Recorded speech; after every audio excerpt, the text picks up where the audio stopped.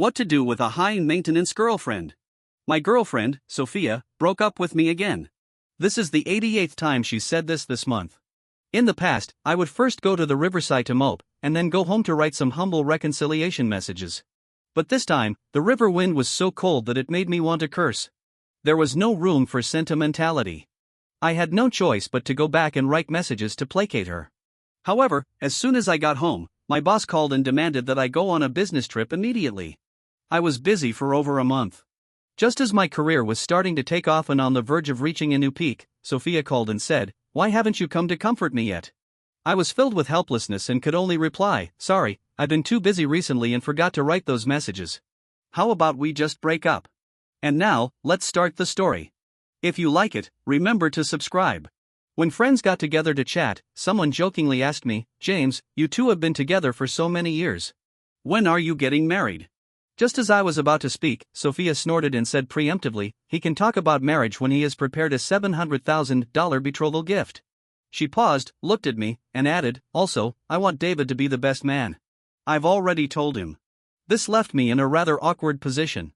I really couldn't tell if she was urging me to prepare the betrothal gift or was set on having her first love as the best man. I took a sip of water and replied, "I'm almost done preparing the betrothal gift. But regarding the best man, some of my college roommates want to be it, so we won't trouble David." Sophia didn't even look at me and directly said, "Then add one more best man." I sighed and explained, "We can't. I have exactly 4 roommates, and the number of best men and bridesmaids can't be odd. It's bad luck." Sophia said irritably, "Then just find someone else casually. David is so enthusiastic. How am I supposed to talk to him?" The friends around us fell silent. They were used to our strange quarrels and never got involved. After all, every time I would apologize humbly, Sophia would ignore me for 2 days, and then we'd make up. But this time, I said firmly, his enthusiasm is his business. How you reject him is your business. But I decide who will be the best man, and I don't agree to this. Sophia walked up to me and asked, "What if I insist on having him as the best man?" I didn't answer, and she understood I was refusing. She said angrily, "Then let's break up, James. Don't contact me again." After that, she slammed the door and left, leaving the remaining friends in an awkward situation. I said a few words to them, and everyone laughed and said, "James will surely handle Sophia. Women just need a bit of coaxing." Some also said, "James, you can't spoil women. You've been spoiling her too much." I smiled but didn't respond. I walked around alone, and my thoughts drifted back to the bits and pieces of my years with Sophia. We had feelings for each other since high school, confirmed our relationship in college, got through the long-distance relationship, and experienced the co-living adjustment period. Every step was full of twists and turns, and every time I tried my best to reconcile. I often asked myself why loving someone had to be so humble. Was a man supposed to unconditionally comfort a woman and not be able to reason with her? Shouldn't love be about mutual accommodation, support, understanding, and tolerance? Love and reasoning weren't contradictory. But every time I thought about leaving, another voice would say, "If you give up, wouldn't all these years of effort be a joke?" So, I gritted my teeth and persisted, full of hope that I could move Sophia and look forward to a good outcome for us. As I walked, I passed the river that I once jokingly called the Forgiveness River. Every time I had a conflict with Sophia, I would come here to relieve my emotions. But today it was extremely cold. Before I could start feeling sad, goosebumps had already risen. I quickly wrapped my coat tighter. Forget it, I thought. I'll go home and be sad. Turning around, I saw a barbecue stand and remembered that once when I quarreled with Sophia, I angrily ordered 50 skewers but didn't eat a single one because I was too depressed. The boss's cooking skills had improved. The fragrant grilled skewers attracted me again. This time, I didn't dare to order too many, fearing a repeat of the past. After eating 20 skewers, I found I could still eat more. As I ate, my heart didn't feel so empty. Standing in front of the door, I hesitated. After co-living for so long, the small house was filled with the traces of our life. Opening the door, I saw the entrance piled with express boxes of cosmetics and luxury goods, and the shoe cabinet was stuffed with shoes that were also scattered on the ground. The anger in my heart instantly overcame the unhappiness of the breakup. Sophia was always like this, spending my money without a care. Just because I advised her to be more frugal, she turned the tables on me, saying that being in a relationship shouldn't lower her quality of life, as if she was spending her own money. In fact, to satisfy Sophia, I had no more than 8 sets of regular clothes throughout the 4 seasons and ate simply, while she never considered my quality of life. The anger dispelled the sadness. I packed my things, opened my phone to hide some of my posts, afraid that they would upset me in the future. At this time, the leader in the group at me and gave some suggestions on my plan. By the time I finished dealing with the plan, the sky was turning fish belly white. I was surprised to find that the first day after the breakup had passed like this. So, on this new morning, I straightforwardly blocked all of Sophia's contact information. Sophia didn't come back. I thought I would bow my head and reconcile as before. After all, I was used to it. But every time I picked up my phone, there was something work-related interrupting me. Either I had to revise the plan or a client was looking for me. Before I knew it, 8 or 9 days had passed, and I hadn't contacted her. I had accomplished something that I originally thought was impossible, and it wasn't as torturous as I imagined. One morning at the morning meeting, the supervisor said there was an important client who needed someone to be stationed there. The project would take at least 1.5 years to complete. Without thinking, I raised my hand. The supervisor looked at me and said, "Single people have priority." I immediately replied, "I'm single." The whole conference room burst into laughter. Everyone knew about my relationship with Sophia. The supervisor asked for a long time, but no one was willing to go. After all, leaving the group headquarters might affect one's career development in 1.5 years. But for me, this could not only let me leave Sophia temporarily and face my feelings clearly, but also because the client was in New York, a city I had always wanted to go to, while Sophia never wanted to leave here, not even for a trip to New York. Friends said she was afraid I wouldn't come back if I went, and I could only smile. In the end, the supervisor decided to send me and repeatedly told me not to back out. I smiled and promised, mission accomplished. When I first arrived in New York, work was extremely busy. I worked overtime for 2 consecutive weeks and didn't even have time to find a house. I stayed in the hotel arranged by the client. On the 3rd weekend, I finally had time to look around. New York was similar to what I had seen in blogs and books, but being there in person, I could feel its unique charm. I felt that I had come to the right place. At this time, my mom called. I was a bit surprised. It seemed that it had been over 1 year since our last unpleasant conversation. They had been pressuring me to get married in various ways since I was 25, and by 28, there was still no result. Every time we met, they would scold me, saying that if I continued to be so idle, the James family would die out, and they even advised me not to take safety measures to make things a fait accompli. My mom asked me, "You're not really going to get married at 30, are you? We can't find anyone like you in the James family going back 8 generations. I looked at my mom and said, "Well, I'm showing you something new then." My mom said impatiently, "I don't have time to talk nonsense with you. Your sister said she saw on your WeChat moments that you broke up with Sophia. Is it true? You used to make up in a few days. This time, I've noticed that there's been no movement for many days. Are you really done?" I said impatiently, "Get to the point. Don't beat around the bush. I have work to do." My mom nagged, "Your bad temper is exactly the same as your dad's. No wonder you two can't be in the same space." I was speechless and said, "If you don't say it, I'll hang up." My mom quickly said, "Don't hang up. I just wanted to say that if you're free this weekend, your Aunt Chloe has introduced a girl to you. You should go and meet her. She works in the same city as you." I replied, "Oh, then we may not be in the same city now. I've changed cities for work." My mom's voice instantly rose, "Why are you changing jobs for no reason? You've never listened to advice since you were a kid. You're just fooling around." I didn't bother to argue with her and said, "Tell me, what does she do? How much dirty money does Chloe charge for doing this kind of thing?" My mom stammered, "Chloe has a friend who's a CEO, and this girl is the CEO's goddaughter. She's a secretary, and she's really beautiful. She's only 24 years old and has bought a villa by herself. Chloe wouldn't harm you, would she?" I was speechless. I didn't know how she could be so confident. I laughed and said, "Are you sure?" My mom said, "Don't be sarcastic. Isn't it just that you weren't satisfied with the girl Chloe introduced to you last year? She apologized to you at that time. She really didn't know about that girl's situation. Otherwise, why would she introduce her to you?" I really didn't want to refute. If she didn't know the situation, why did she have to introduce someone? Last year, Chloe introduced a girl to me. I didn't agree, but she insisted that I add her on WeChat. I thought I could just add her and then refuse. But as soon as I said I was introduced by Chloe, she replied, 300 for sex once. I didn't expect the same thing to happen this year. I said, "Tell Chloe to shut up. If I see her doing this again, I'll teach her a lesson when I go back for the new year." My mom said, "You're ungrateful." After hanging up the phone, I suddenly felt the peace around me. I had never thought that a quiet environment could be so wonderful. I officially revised a plan and sent it to the work group. The client team praised me, and I felt a bit complacent. I posted on my WeChat moments, another day of being in my element. Unexpectedly, the response was particularly enthusiastic. Friends left messages. James is now a workaholic. I've been trying to ask you out for a week, but you didn't come out. So you were busy with work at home. Still working. Your city gate is about to be breached. Do you know? Why haven't you deleted the WeChat moment about the breakup? Haven't you made up yet? Is the surprise this time not sincere enough? You don't care about us, your so-called advisors. I replied one by one, I'm on a business trip recently. Let's get together when I'm back. My heart is like the city gate, empty. We haven't made up. Just after I replied, my phone rang. It was Mark, the boyfriend of Sophia's best friend.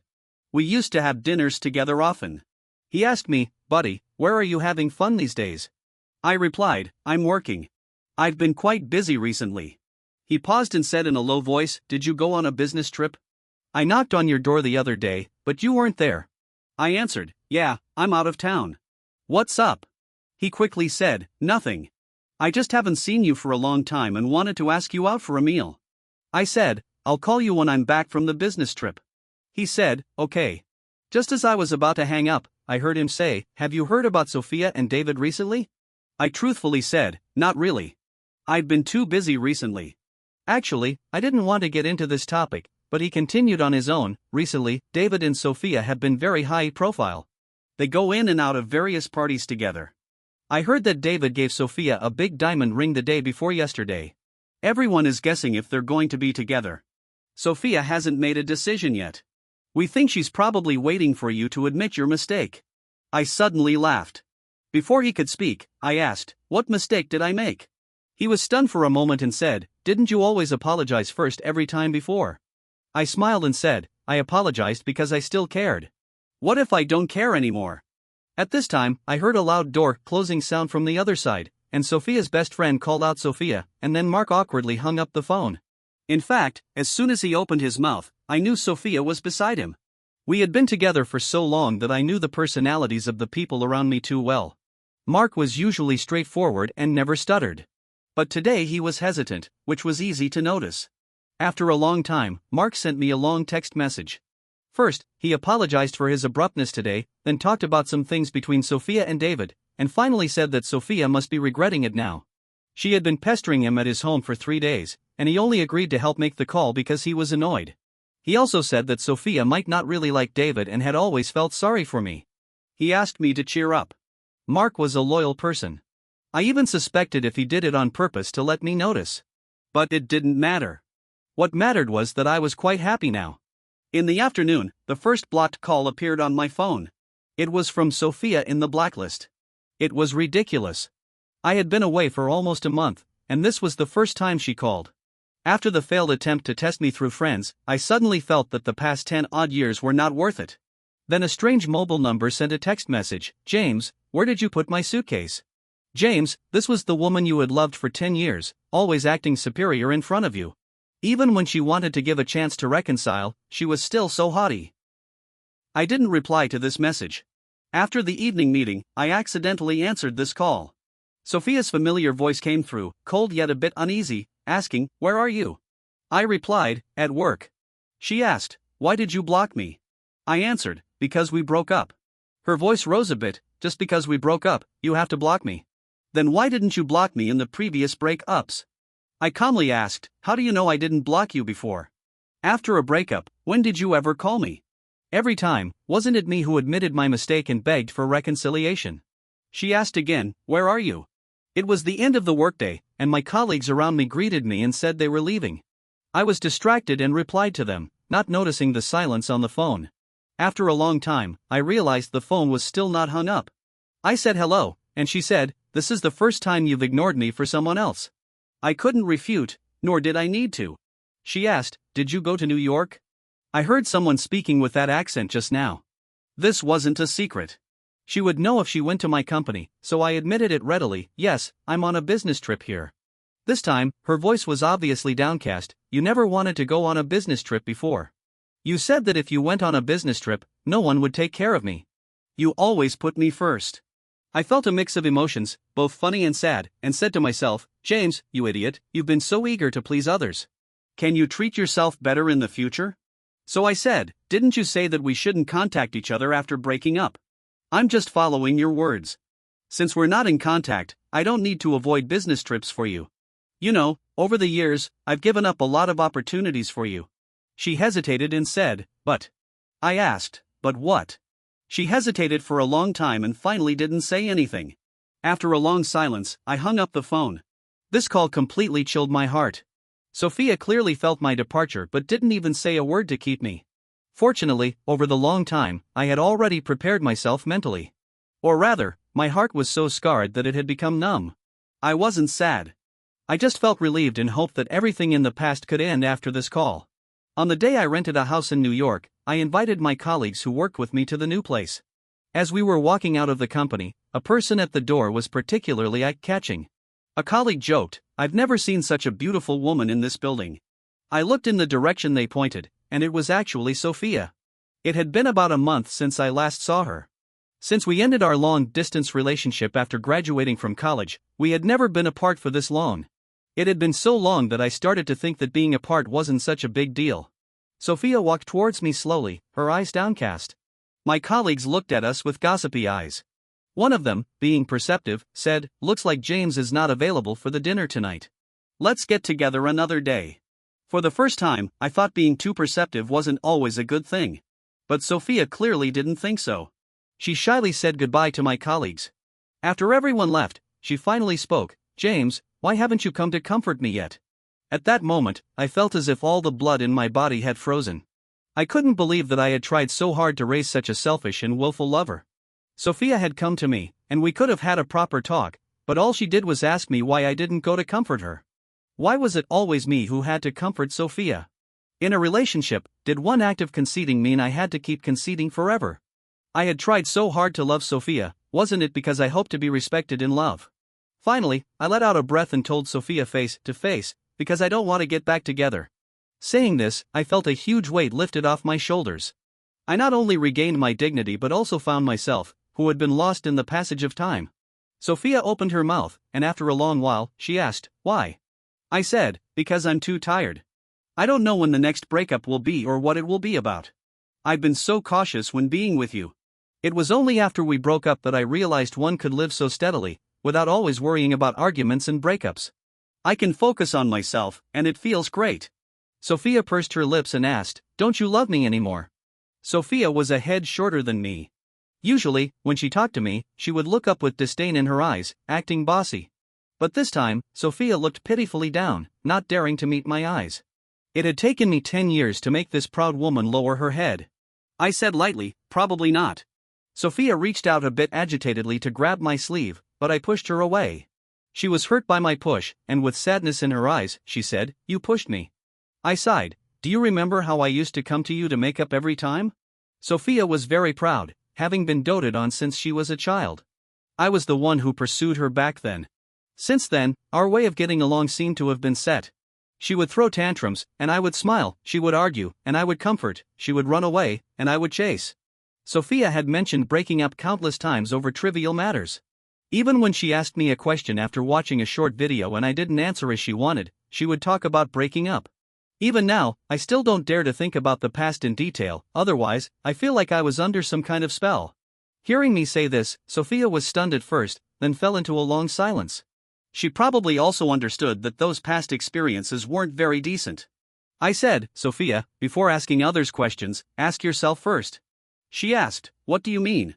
I said, before asking if I love you, ask yourself if you've ever loved me. After saying that, I left her there and walked away with big steps, not looking back. There are many things that, only when you have the courage to do them, will you discover a different world? For example, I found that it felt great to leave Sophia far behind. From then on, she could no longer affect me. Later, somehow Sophia became the client's superior party of my company. Knowing nothing about new energy, she got a job in a small to medium-sized energy company through her relatives and came to negotiate business with my client along with Robert. As the product provider, I was naturally present, mainly responsible for answering customers' questions. Sophia asked a lot of product-related questions, and I had to focus all my attention on answering them. By the time the meeting ended, it was already 6 o'clock in the afternoon. Sophia stood up with a smile and said, "Thank you all for your hard work today. Robert has booked a meal downstairs. Let's have a simple dinner." My client, Michael, immediately said, "Nonsense. Today, with the presence of Robert and Miss Sophia, of course, I should make the arrangements. Robert treats, and I'll pay the bill." I was about to slip away while there were many people around. Unexpectedly, Michael scanned the crowd for a while and then suddenly said, "Where's James? I saw him here just now." I had no choice but to reply reluctantly, "Here." He immediately called me over with a smile and said, "James, come along. You've worked hard today. Your product demonstration and explanation were very thorough." He introduced me to Robert and then said, "When James first came, I thought he was too young and worried that he lacked experience, that his boss sent him here to perfunctory me. But the more we worked together, the more reliable I found him." Robert also laughed and said, "Truly young and promising. The future belongs to the young people." As he spoke, he pulled Sophia over and introduced, "This is my niece, Sophia. Seeing that you two had a good conversation about the product just now, why not get to know each other better?" Sophia reached out her hand to me and said, "Hello, Mr. James. I really didn't expect such a lively dinner." Our group went to a restaurant downstairs. Before we even sat down, we met an acquaintance, David, Sophia's first love. He walked onto the square and greeted Sophia generously. "Sophia, why didn't you mention in your message today that you were also here?" This was a very artful statement. Whether it was from the frequency or the content of the message, it showed that their relationship was special. Robert laughed and said, "This is a friend of Sophia's, right? Then why not join us?" David immediately nodded, then walked up and put his arm around Sophia's shoulder as if claiming his territory, saying, "Sure, thank you." A colleague beside me said, "This is clearly coming to claim his territory. It's really stupid to do this in a work setting." Sophia seemed a bit at a loss and didn't go in. She turned her head and glanced in our direction. Our group blocking the entrance was really an eyesore. Michael quickly urged us to go in. I made an excuse to go to the bathroom and didn't come back until the food was served. As soon as I entered, I heard David say, "I'm not in that kind of relationship with Sophia. Don't get me wrong. She has a boyfriend." Unexpectedly, a sharp-tongued colleague of mine immediately replied, "Then her boyfriend is really out of luck, ha ha ha." I saw Michael rub his forehead and say helplessly, "Why are you here today? You usually don't attend dinners, do you?" Then I realized that he was the same colleague who had talked to me at the door just now. He was a burly man, and I didn't expect him to be someone whose sharp words gave the boss a headache. He said calmly, "I'm here for a meal." The meeting ended at mealtime. "Isn't that why we're here?" Michael introduced reluctantly, "Robert, Miss Sophia, this is the design director of our entire service line, William." David said in a sarcastic tone, "I didn't expect that, Michael. Your design director here is quite big built. He looks like he just came back from a construction site. Is design work a physical labor in your place?" Michael just closed his eyes for a moment and then showed a sympathetic expression. 10 minutes later, I understood who that sympathy was for. I heard William say, "Look at how weak you are." "I'm big built because I work out regularly." "What's the reason for your weakness?" "Unfortunately, working out can make you physically stronger, but it won't do much for your brain. Otherwise, I'd suggest you give it a try. Since I came in, I've been wanting to ask. Who are you? What are you doing here? You look like a jobless person. Who on earth would invite you to a business-related dinner and then you just happen to meet your Sophia's sister? If you were Sophia's boyfriend, I could at least consider you a sycophant. But you have no such relationship, so what are you showing off for? You're not even worthy of being a sycophant." After saying this, he even took the time to drink 3 bowls of soup and eat 5 bowls of rice. Then he said to his boss, "Michael, the question I just asked is very important. I'll leave this mess to you. You must find out the answer. This is related to which companies we should blacklist next." He picked up his coat with one hand and patted my arm with the other, saying, "Okay, everyone. We'll take our leave. Enjoy your meal." For some reason, I subconsciously followed William out. William and I lived in the same community, which was very close to our company. Most of our colleagues rented houses nearby. Along the way, I was thinking about how to tell this guy that Sophia was actually my ex-girlfriend. William had been so loyal in standing up to David today and even helped me out when leaving. I really couldn't bear to lie to him. Just as I was racking my brains to figure out how to say it, William questioned me on my right-hand side, "Hey, James, your ex-girlfriend is really not that great." Looking at my shocked face, he suddenly burst out laughing and said, "Why are you so shocked? Didn't she stop you on the way to the company that day? I came downstairs 5 minutes later than you and heard everything. Also, she was so obvious in the meeting room today, staring at you all the time and asking you questions. Do you think the boss didn't notice? He deliberately called you here. Otherwise, why would he be so bored as to introduce the superior party and the client to each other and starve himself, the third party? Although we didn't know each other well, once the conversation started, we seemed to feel more at ease. We talked a lot on the way back. I found out that he was actually 10 years older than me, but he seemed more energetic than me. He laughed and said, "Why would I lie to you? My ID card can prove it. I never date a steady girlfriend. If I like someone, I date them. If it doesn't work out, we break up. I never act like a sycophant. I spend all the money I earn on myself. I usually work out, play with cars, and do whatever makes me happy."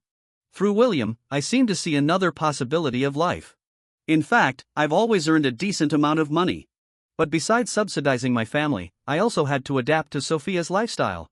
Just as Sophia always said, she couldn't lower her quality of life, so her living expenses were always high.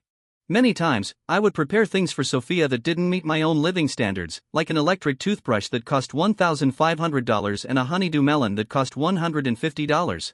These amounts may not seem incredibly huge, but for someone with a medium income and a savings habit, it was actually a burden. It compressed the part of my income that I could spend on myself to almost nothing. William noticed something from my silence and asked me straightforwardly, "Do you still like her?" I shook my head with a smile and said, "I don't dare to." William shrugged and said, "Then don't like her. Or find another woman to like. If it doesn't work, find another one. Do you need me to introduce someone to you?" We talked as we walked, and later we found out that we lived in adjacent buildings. When we said goodbye, William waved to me and said, "Let's go for a drink another day. Let's have a good time at night." I looked into his sincere eyes and asked, "Tomorrow?" He immediately replied, "Sure, wait for me after work tomorrow." When I got home and turned on my phone, I found that my colleagues were discussing this in a small group. Someone said, "Damn, it's still William. He not only gave Michael a hard time but now he even dares to challenge the client." William replied, "Let him try to fire me if he has the guts." Another colleague replied, "Ha ha ha, stop kidding. He doesn't even come to work to avoid annoying you. How could he fire you?" William was the only all-around talent in our company's service line. That is, he could independently complete the design, development, and production of the service line, and with very high efficiency. William added in the group, "Of course, I have a new service line going live tomorrow. Otherwise, I wouldn't be so bold, ha ha. No company would give up on such a talent. Irreplaceability is your core competitiveness." This sentence applies to any situation. William could be so arrogant in the workplace because he had strong capabilities, but he also had to produce results. I had once made Sophia an irreplaceable part of my relationship, so she could lose her temper at me without restraint, relying on my love. But she didn't understand that love without reciprocation couldn't last long. One day, it would either be worn out or replaced. Let's take this as a reminder, Sophia. Michael didn't keep a sour face in the office for more than half a day before he was tamed by the newly launched service line. He happily ran to James' office and asked, "William, when will the test end today?" William said in a voice that could be heard throughout the office, "We can finish it after the afternoon tea." Michael understood immediately and said, "Got it. I'll arrange afternoon tea for everyone today. Those who want something can register at the front desk. You can eat and take as much as you want." Robert's cooperation with the company was still ongoing. Sophia came to the company with him for several observations, and Michael arranged for me to be there to introduce things. William shook his head but didn't say much. After the service ended that day, Sophia said to me, "James, can we have a meal together?" I really didn't want to pay attention to her, but thinking of what William said, "If you don't make a clean break, you'll surely suffer later, like a cat that urinates everywhere and can only be dealt with by getting it neutered." I was glad I took William's advice because I heard Sophia's apology. She sat across from me, with tears streaming down her face, and said this. I had to emphasize again that this was the first sorry I had heard in our 10-year relationship. She said, "I'm sorry, James. I've been too willful all this time. I'm the one who's sorry to you. Can you forgive me? I really won't mention breaking up anymore. As long as you agree, I'm willing to marry you right away, get the marriage certificate with you. I don't want any betrothal gift." Who would have thought? I had once been so eager to form a family with Sophia and hoped she would become my wife. 10 years ago, no, even a year ago, I wouldn't have dared to think that when I learned Sophia was willing to marry me, my first thought would be to find it ridiculous. It was really ridiculous in the current situation. This time, it was my turn to ask Sophia why. She wiped the tears from the corners of her eyes and replied to me seriously, "Because of love, James. Because I love you. Since you left, I've found that I can't live without you. I think of you no matter what I do. Maybe to you, you're like air. You don't notice its importance in normal times, but once you lose it, you can't survive. If only I could feel such high praise. Only love that can be felt can be called true love. Otherwise, wouldn't all the feelings just spoken out become some kind of empty truth?" I smiled and said, "Sophia, do you know what you've taught me?" Sophia raised her eyes and stared at me steadily, with my reflection in her eyes. I said, "You've proven one thing. One can live well even after losing anyone." I picked up my phone from the table, put it in my pocket, and said to her with a smile, "I'll give you this sentence today. You can spend the following days pondering it, starting from this dinner that you'll have alone." I left her with my back again. This time, I didn't try to peek at her reaction from any angle, whether it was through the mirror on the door or during the moment of turning around. Sophia could no longer affect me in any way. Great, I had a new lease on life, and it only took me half a year. All the old wounds would gradually scab over with time and finally become a painless mark, nothing more. 2 years later, the service line that William and I developed together started to make a profit officially. We got a commission every minute. During a work break, he asked me, "Wanna go lift weights with me this afternoon? I've found a few girls to work out with." Looking at his big build, I shook my head and refused. I was really tired. I'm kind of a homebody. I tried working out for half a month but found I really couldn't keep it up. I still prefer a life of eating and sleeping. William didn't mind. He laughed and said, "Then you have to meet the girl I introduced to you. She's my college junior. She's really cute." So that's what he was up to. Before I could refuse, William added, "You're not going back to please someone again, are you?" William always made sarcastic remarks about Sophia, even though we had been collaborating closely these years. I said speechlessly, "Fine, I'll meet her. I like cute girls." When I met her, I realized she was really cute, the kind full of vitality. Even Sophia would feel a bit inferior if she saw her. Once, when I was having dinner with her, we happened to run into Sophia. Sophia hadn't been to work for 3 days. William said she went back to nurse her wounds. Well, that's fine. I had already healed myself a long time ago. Let Sophia lick her own wounds slowly. I'm going on a date. Bye.